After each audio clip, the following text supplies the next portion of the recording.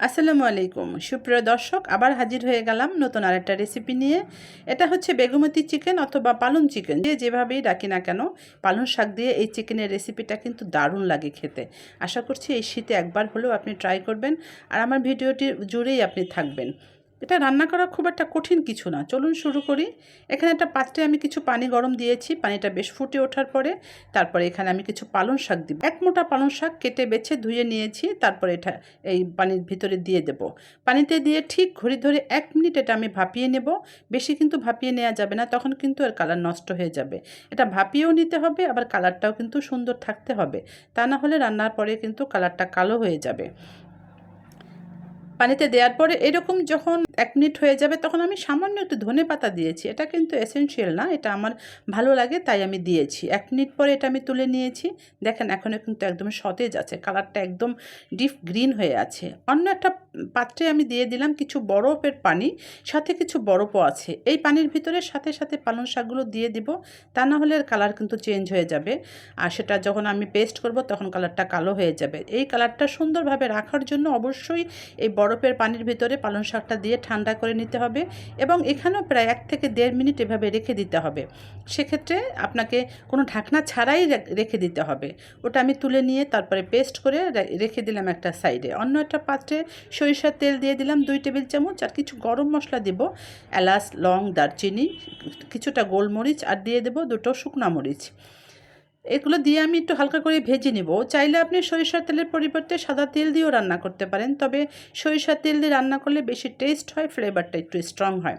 হালকা একটু নেড়ে চেড়ে এখানে আমি দিয়ে দেবো পেঁয়াজ কুচি। এই বেগুমতি চিকেন অথবা পালং চিকেনে কিন্তু পেঁয়াজের ব্যবহারটা একটু বেশি করতে হয়, তাই এখানে আমি দিয়ে দিলাম 1.5 কাপের মতো পেঁয়াজ কুচি। চাইলে আর একটু বেশিও দেওয়া যায়, আবার একটু কমিয়েও দেওয়া যায়। তো 1.5 কাপ পেঁয়াজ কুচি দেওয়ার পরে আমি এটা নেড়ে চেড়ে মিশিয়ে নিয়েছি। এটা খুব একটা সফট হওয়ার প্রয়োজন নেই। বেগুমিতে চিকেনে আসলে খুব একটা মশলা যায় না, সব মশলাই যাবে, খুব অল্প পরিমাণে যাবে। এখানে পেঁয়াজ আর পালং শাকটা বেশি যাবে। খুবই সামান্য একটু হলুদের গুঁড়া দিয়েছি 1/4 চামচের মতো, আর 1/2 চা চামচ দিয়েছি শুকনো মরিচের গুঁড়া, 1/2 চা চামচ করে দিয়েছি ধনে আর জিরার গুঁড়া, লবণ দিয়েছি স্বাদ মতো, সামান্য একটু পানি দিয়ে দিলাম। পানিটা কিন্তু অবশ্যই সেই পালং শাক যে ভাপিয়ে নিয়েছি সেই পানি থেকে এখানে দিতে হবে। হালকাভাবে মিশিয়ে নেওয়ার পরে আদা আর রসুন পেস্ট দিয়ে দিলাম 2 চা চামচের মতো। এবার মশলাটা বেশ ভালোভাবে কষিয়ে নিতে হবে যতক্ষণ না পর্যন্ত তেল ছেড়ে দেয়। তেলটা ছেড়ে দেওয়ার পরে আমি এখানে দিয়ে দেব চিকেনটা কিন্তু আমি এখানে স্কিন সহই নিয়েছি। চাইলে আপনি স্কিন বাদ দিয়েও নিতে পারেন, তবে স্কিন সহ নিলে একটু বেশি টেস্ট হয়। যারা ব্রয়লার মুরগি পছন্দ করেন না তারা কিন্তু চাইলে যে কোনো মুরগি দিয়ে করতে পারেন, আর যারা পছন্দ করেন তারা কিন্তু অবশ্যই এখানে এই ব্রয়লার মুরগি দিয়ে রান্না করবেন। এটা খেতে আসলে ভালোই লাগে, যারা পছন্দ করেন তাদের কাছে কিন্তু এটা সত্যি ভালো লাগে। মশলার ভিতরে চিকেনটা দিয়ে আমি বেশ সুন্দরভাবে নেড়ে চেড়ে রান্না করে নিয়েছি, এবং ঢাকনা দিয়ে রেখে দিলাম 8 থেকে 10 মিনিট। যখন একটু সফট হয়ে যাবে তখন আবার একটু নেড়ে চেড়ে মিশিয়ে নিয়েছি। তেলটা ছেড়ে দেওয়ার পরে আমি দেখলাম যে বেশ ভালোটা ফ্লেভারও চলে এসছে। সেই অবস্থায় আমি এখানে দিয়ে দেবো পানি।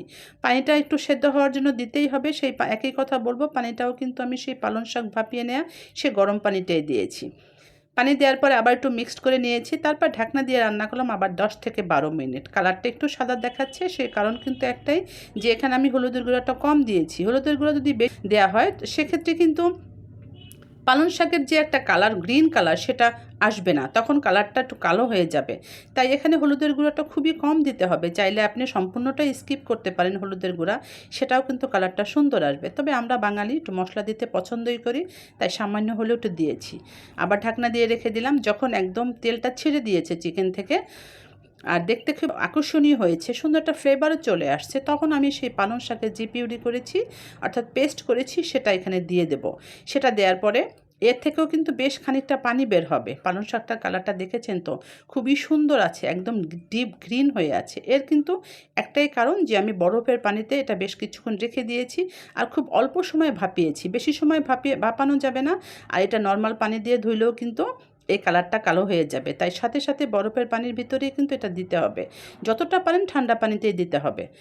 পালং শাকটা দেওয়ার পরে বেশ সুন্দর গ্রেভিটা আবার পাতলা হয়ে গিয়েছে। এটা রান্না করে একদম মাখা মাখা করে নিতে হবে, যাতে তেলটা ছেড়ে দেয় আর কালারটাও একদম সুন্দরভাবে ফুটে ওঠে। ঠিক এই অবস্থায় যখন আসবে তখন আবার নেড়ে চেড়ে মিশিয়ে নিয়েছি। আমার কিন্তু রান্না একদম শেষ। তো এখন আবার একটু নেড়ে চেড়ে আমি শেষ পর্যায়ে এসে দিয়ে দেবো একটু ঘি। এই রান্নাতে একটু ঘি দিলে বেশি টেস্ট হয়। আপনি যদি ঘি থাকে অবশ্যই ঘি দিবেন, আর না থাকলে সেটা ঠিক আছে, তবে ঘি থাকলে অবশ্যই দিতে হবে। সেক্ষেত্রে কিন্তু খেতে সত্যি অসাধারণ লাগে। আর এই গ্রেভিটা কিন্তু দারুণ হয় খেতে। আপনি গরম ভাত, পোলাও, খিচুড়ি, বিরিয়ানি অথবা লুচি, পরোটা যে কোনো কিছুর সাথে খুব ভালো লাগে খেতে। আপনি যে কোনো গেস্টদের সামনে এটা খুব সুন্দরভাবে উপস্থাপন করতে পারবেন, ভালো লাগবে খেতে, তারাও খুব সুন্দরভাবে অ্যাপ্রিসিয়েট করবে। এই অবস্থায় এসে দিয়ে দিলাম সামান্য একটু গরম মশলার গুঁড়া, খুব সুন্দর একটা ফ্লেভার আসবে।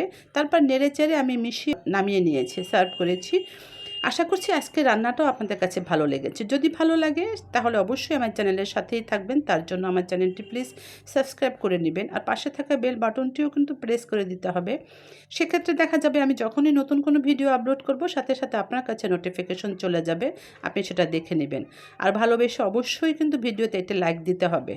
সবাই ভালো থাকবেন, সবাই সুস্থ থাকবেন। সবার জন্য চেষ্টা করব নতুন নতুন কিছু রান্নার রেসিপি নিয়ে আসার জন্য।